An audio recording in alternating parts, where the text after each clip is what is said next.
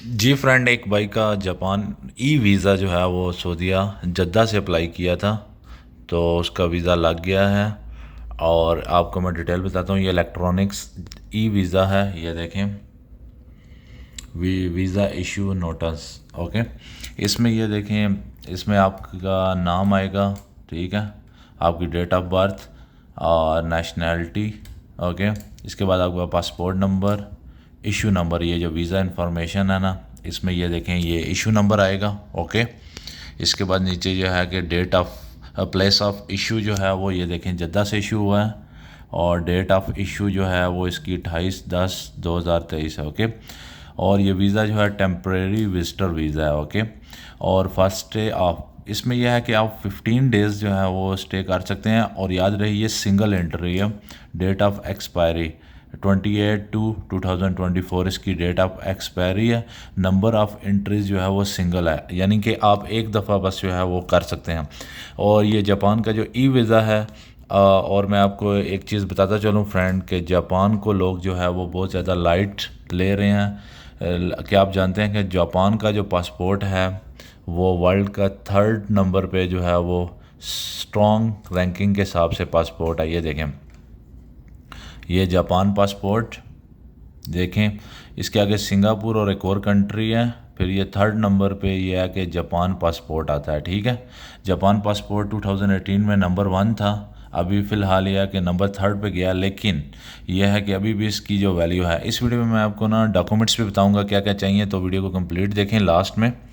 और अगर आपके पास आपका इकामा 4 month valid, exit re entry, salary certificate, और जो है वो जो salary certificate, exit entry, passport, इकामा और बैंक स्टेटमेंट अगर आपके पास है, अगर आप अप्लाई करने के लिए गाइडेंस आपको चाहिए तो आप मेरे से जो तब रब्ता करें। ओके, तो डिस्क्रिप्शन में डिटेल जो है वो आपको मिल जाएगी। अच्छा, इसमें एक और चीज़ आपको बताता हूँ, ये देखें, Japan is among the safest country in the world. In fact the country is among the most peaceful country in the world, just behind this two. ये जो सिंगापुर और ये रिपब्लिक।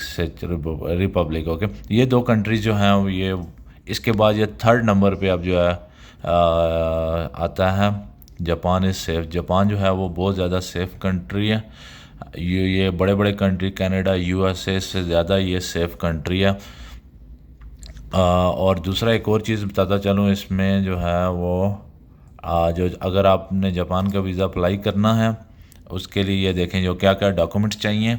तो इसमें ये देख लें, सबसे पहले यह है कि आपका जो पासपोर्ट चाहिए, ठीक है, पासपोर्ट आपका वैलिड होना चाहिए 6 मंथ। इसके बाद यह है कि आपकी जो है वो फेस फ़ोटो जो है वो चाहिए, ठीक है, ये पासपोर्ट टाइप फ़ोटो चाहिए आपकी।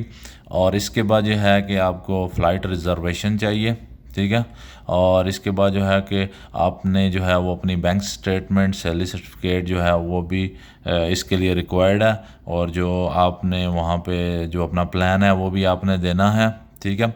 इसके अलावा जो है कि आप जिस कंट्री में, जैसे सऊदीया में रह रहे हैं, तो आपके पास जो है वो यहाँ का जो इकामा लाजमी होना चाहिए। ओके, या आपके पास जो है वो resident certificate, driving licence, resident permits, ये चीज़ें होनी चाहिए, ठीक है।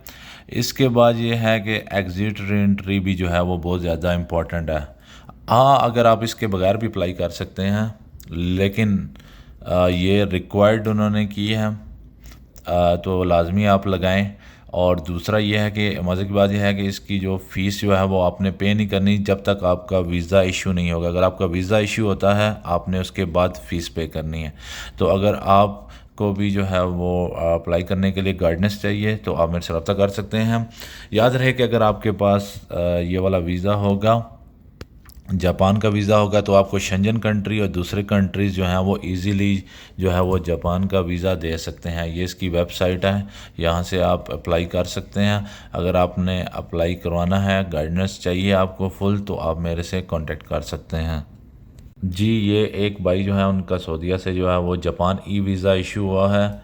ओके जी, अगर आपको स्ट्रॉन्ग ट्रैवल हिस्ट्री चाहिए, आप यूएसए जाना चाहते हैं, आप कनाडा जाना चाहते हैं, तो ये जापान कंट्री को अंडर एस्टिमेट ना करें।